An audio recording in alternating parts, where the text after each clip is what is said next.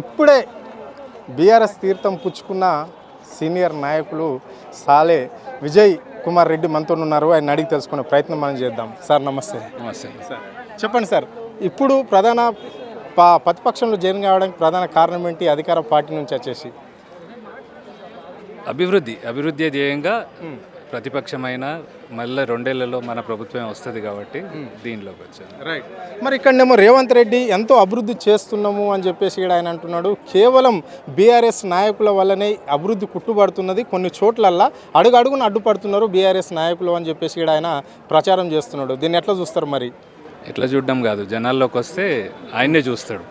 సంక్షేమం ఏడుంది, అభివృద్ధి ఏడుంది, ఉట్టి కలబొలి మాటలు కాదు. ప్రజా క్షేత్రంలోకి వచ్చి చూస్తే అభివృద్ధి ఏంది మాకు చూపిస్తే మేము కూడా ఆయన వెంటనే నడుస్తాం. అది చూపించట్లేదు కాబట్టి కేసీఆర్ గారి నాయకత్వంలో ఇంతమంది ఇన్ని వేల మంది జాయిన్ అవుతున్నారు. రైట్. 6 గ్యారంటీలు అన్నారు, అన్నీ అమలు చేస్తున్నాం. సన్న బియ్యం ఇస్తున్నాం, కొత్త రేషన్ కార్డులు ఇస్తున్నాం, సబ్సిడీ కింద గ్యాస్ ఇచ్చాము, ఉచిత బస్ సౌకర్యం ఇచ్చాము, 200 యూనిట్లు కరెంటు కూడా ఇస్తున్నాం.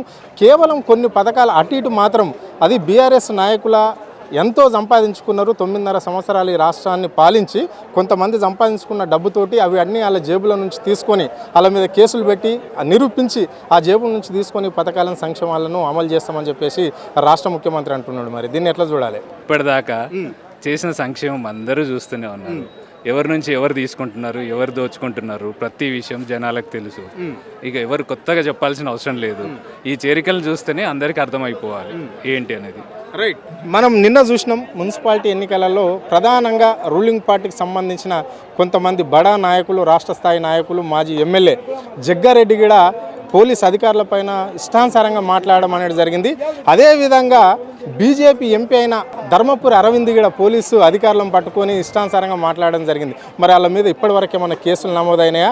ఇట్లా మాట్లాడితే రాజ్యాంగం ప్రకారం వాళ్ళకు ఎలాంటి పనిష్మెంట్ ఇవ్వాలి, ఎలాంటి చట్టపరమైన కేసులు నమోదు కావాలి? ఖచ్చితంగా చట్టపరమైన ఇవి తీసుకోవాల్సిందే. వాళ్ళ మీద వాళ్ళకి నమ్మకం ఉంటే ఇవన్నీ మందు డబ్బులు ఇవన్నీ పంచాల్సిన అవసరం లేదు. ఇవన్నీ పంచుతున్నారంటే వాళ్ళ మీద వాళ్ళకి నమ్మకం లేదు. వాళ్ళు ఓడిపోతామో ఇంకోటేదో చేసుకొని ఇప్పుడు అధికార బలం, ధన బలం అన్నీ ఉన్నాయి కాబట్టి దాంతో వాళ్ళు గెలవాలని ప్రయత్నిస్తున్నారు. వాళ్ళు కొంతమేరకు ఇది కావచ్చు, కాకపోతే అసలైన క్షేత్రంలో వచ్చేసరికి అందరూ వెనక్కి వెళ్ళిపోతారు. రైట్. ఇప్పుడు మున్సిపల్ మొన్నటి వరకు గ్రామాలలో సర్పంచ్ ఎన్నికలు అయిపోయినాయి. కాంగ్రెస్ అధికారంలో ఉన్నాము అని చెప్పుకున్నారు. వాళ్ళు ఎక్కువ స్థానాల్లో గెలిచినామని. ఇప్పుడు మున్సిపాలిటీ ఎన్నికలలో కూడా కాంగ్రెస్ హవా ఉండబోతుందా? బీఆర్ఎస్ బీజేపీ మధ్యలో పోటా, లేకుంటే కాంగ్రెస్ బీఆర్ఎస్ ఎక్కువ స్థానాలలో ఉండబోతుందా? ఏ పార్టీకి సంబంధించి ప్రజలు పట్టం కట్టాలనుకుంటున్నారు? ఇక వాళ్ళ అధికార బలం చూపించో ఇంకోటి చూపించో జనాలను భయపెట్టి ఇంకేదో మభ్యపెట్టి చేస్తూ ఉన్నట్టున్నారు. కానీ ఏది చూపించినా గట్టి పోటీనైతే ఇచ్చింది. అది మీరు రేపటి రిజల్ట్లోనే మీరే చూస్తారు. ఎంత గట్టి పోటీ ఇచ్చింది అనేది మనకు అర్థమవుతుంది. ఓటు శాతం ఎంత వచ్చింది అనేది మనకు అర్థమవుతుంది. దాంట్లోనే తెలిసిపోతుంది.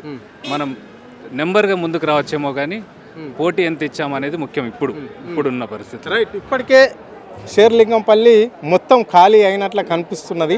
దాదాపుగా ఈ రాష్ట్రంలో అత్యధికంగా షేర్లింగంపల్లికి సంబంధించిన బడా నాయకులు, మీలాంటి నాయకులు మాత్రం ఇక్కడ బీఆర్ఎస్ తీర్థం పుచ్చుకుంటున్నారు. మరి మీ కార్యాచరణ ఏ విధంగా ఉండబోతుంది షేర్లింగంపల్లికి సంబంధించి కావచ్చు, ఈ రాష్ట్ర రాజకీయాలలో? అక్కడ అన్నీ ఖాళీ అయిపోయి ఇక్కడ నిండుతుంది కాబట్టి ఎలా ఉంటుంది, ఎలా చేస్తాం అనేది మీరే చూస్తారు. అతి తొందరలో ఎంత గట్టిగా పోరాడతాం, షేర్లింగంపల్లిని ఎట్లా నిలబెడతాం, ఎంత గులాబీ జెండాతో నింపేస్తాం. ఈ 24 డివిజన్లు ఫస్ట్ కానుకగా తీసుకొచ్చి పార్టీకి అప్పగిస్తాం. రైట్. Thank you.